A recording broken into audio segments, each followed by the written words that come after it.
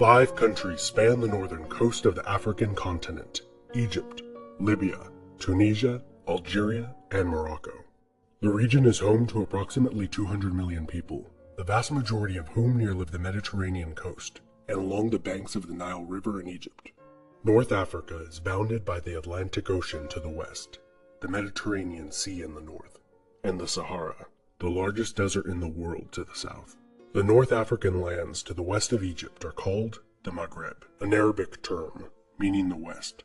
The culturally linked Northwest African nation of Mauritania is also typically included in definitions of the Maghreb.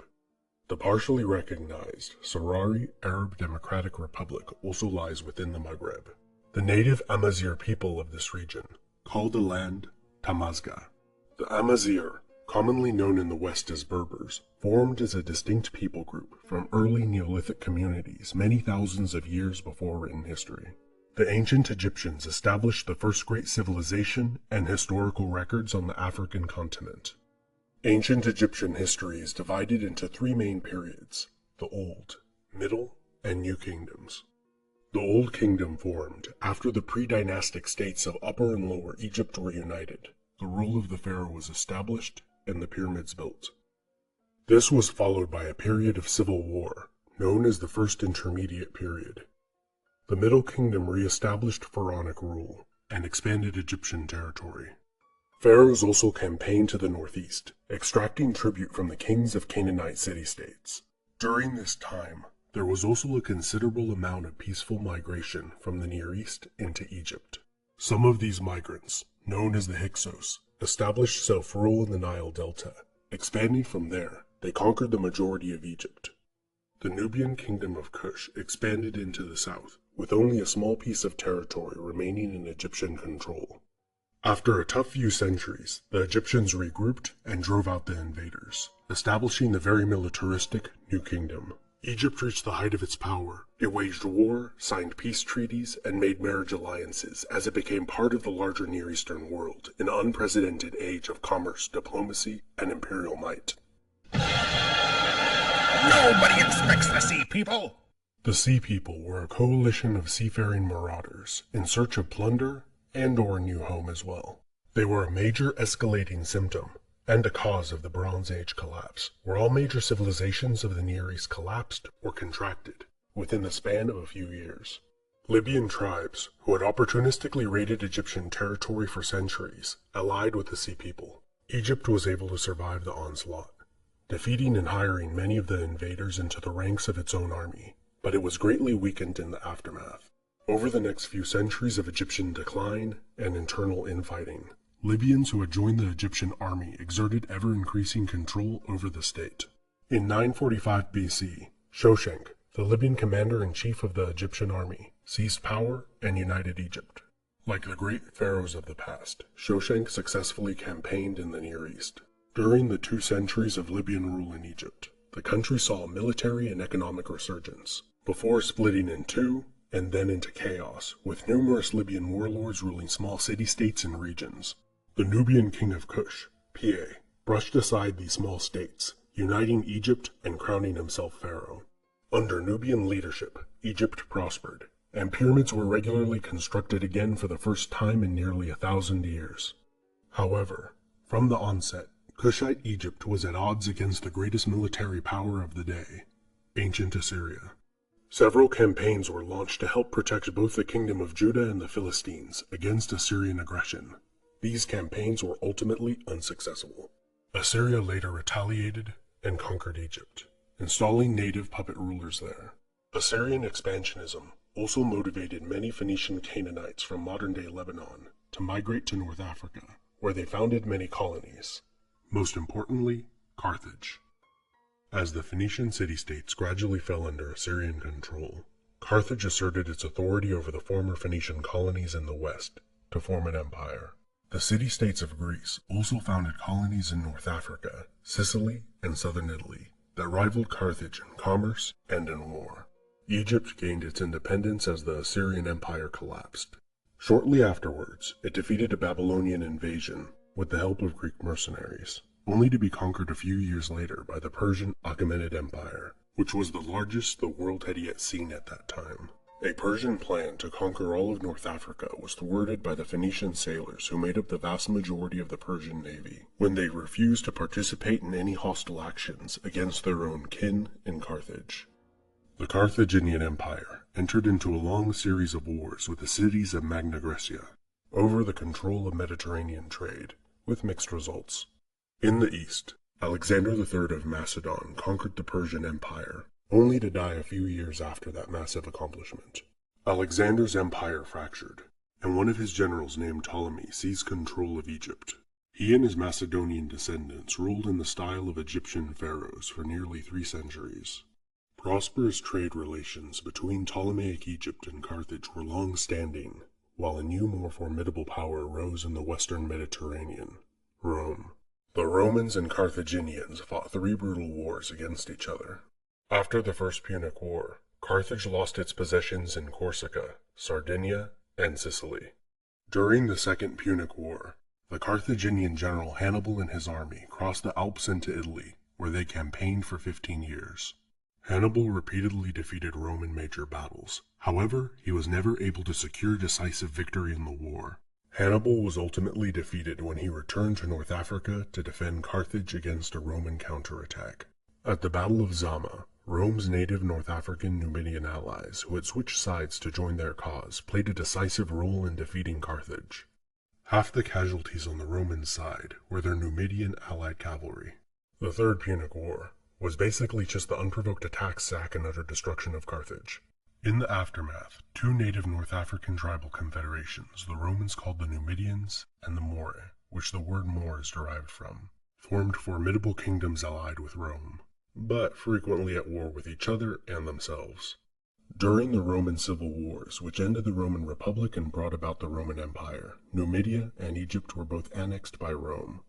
The Emperor Claudius later annexed Mauritania, which is not to be confused with the modern country of the same name. Rome ruled North Africa for 600 years. Roman North Africa played a vital role in the Roman Empire. Grain provided from the twin breadbasket provinces of Egypt and Africa fed the city of Rome's massive population, as well as other major cities throughout the empire. The province of Africa, centered around a rebuilt Roman Carthage, was the second wealthiest in the Roman West, while the province of Egypt was by far the wealthiest Roman province in the east of the empire. Roman rule in Egypt was briefly interrupted by the short-lived Palmyrene Empire of the Empress Zenobia. In the year 395 AD, the Roman Empire permanently split between East and West. In the latter days of the Western Roman Empire, the Germanic Vandal tribe established a kingdom in North Africa, with its capital at Carthage. Without its most lucrative source of income, and grain to feed its citizens, the Western Roman Empire suffered a blow it would not recover from.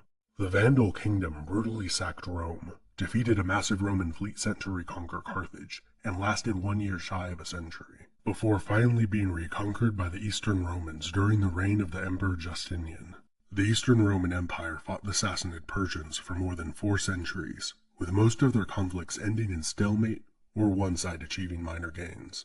Both sides were severely weakened after the last and most brutal of their many wars.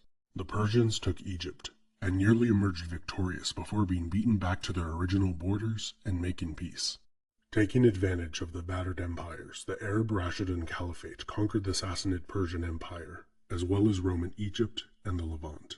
The Arab Umayyad Caliphate that succeeded the Rashidun conquered Carthage from the Romans, only to have it retaken shortly afterwards by a surprise amphibious assault on the harbor, where the city's population rose up to support the Roman Marines. A larger Arab army was dispatched from Egypt, and upon retaking the city, utterly destroyed it, in a similar manner to that which the Romans had inflicted on the original Carthaginian city 8.5 centuries before. The Umayyads completed the conquest of North Africa, which they used as a staging ground for the conquest of Spain. The Umayyad Caliphate was overwhelmingly non-Muslim, and the tiny Arab ruling class treated all non-Arabs as second-class citizens. This led to the Abbasid Revolution, where a more inclusive multi-ethnic state was established. During the Umayyad collapse, several small Arab and Berber states formed in the west, including the Idrisids, who are considered the founders of the first Moroccan state.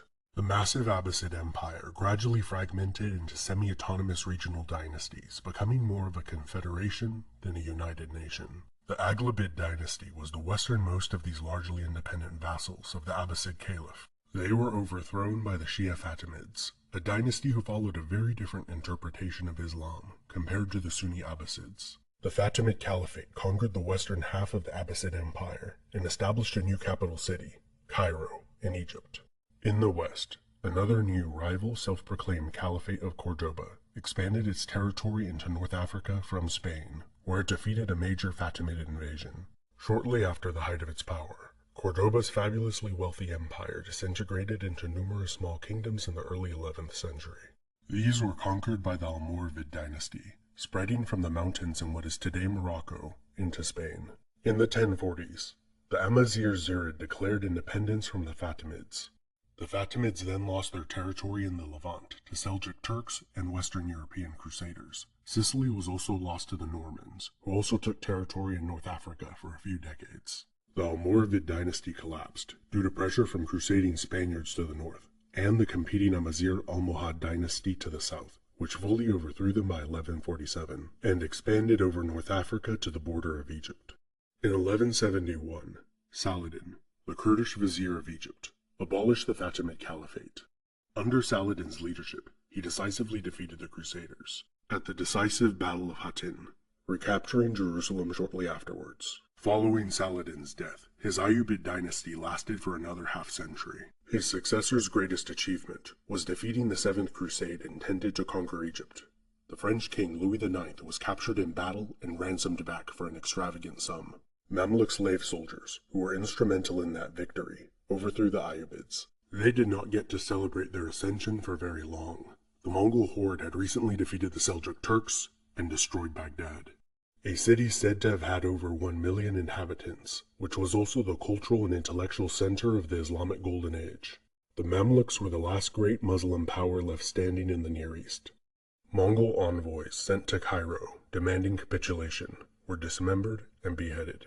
The Mamluks knew, based on the Mongols' recent track record, that their only possible outcomes were utter annihilation or victory. Fortunately for the Egyptians, this victory came at the Battle of Ain Jalut, a rare case of the Mongols being defeated in their prime. Over the next few centuries, Cairo succeeded Baghdad in becoming the cultural and intellectual hub of the medieval Islamic world. In the early 13th century, the Almohad Empire rapidly collapsed. As they were driven out of Spain, their holdings in the Maghreb fractured. Throughout the region, the population rose up in mass revolt, desiring local rule. The territories of these Arabized native Amazigh dynasties roughly correspond with the modern nations of the Maghreb. Mamluk sultans re-established the Abbasid Caliphate, essentially in name only, where the Caliph in Cairo legitimized the Mamluk sultan's authority. 3 more crusades were launched against North Africa, with largely inconclusive results. During the 15th century, North Africa enjoyed a period of relative peace compared to prior centuries. This came to an end with the Ottoman-Turkish conquest of nearly all of North Africa in the 16th century. As Ottoman power declined over time, its North African territory transitioned from direct Turkish rule to autonomous vassal states that paid tribute in exchange for self-rule. During the later 19th and early 20th centuries, power in these states was usurped by Western European empires. Egypt became an independent monarchy in 1922, but the majority of Egyptians viewed the royal family as corrupt puppets of the British. During the Second World War, Axis powers occupied the Maghreb, which was the stage for nearly 3 years of mechanized desert warfare.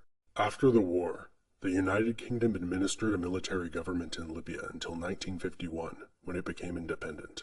2 years later, in 1953, Egypt's monarchy was disestablished by the military, and a democracy set up in its place. France left both Tunisia and Morocco in 1956. Spain ceded the tip of Morocco a couple years later, while still holding on to a couple of cities in North Africa till this day. France fiercely held on to Algeria, where a brutal 7-year-long war was fought before Algeria's independence was recognized in 1962. The Spanish Sahara was also the stage for conflict. The Spanish left in 1976, but the conflict continues till the present day. Over the past 6 decades, the region has rapidly modernized, its population has more than tripled, and, unfortunately, has experienced conflict. This has been Epimetheus, and I'd like to thank my patrons who have supported the growth of this channel. And you, for leaving a like and a comment, because that also really helps me out.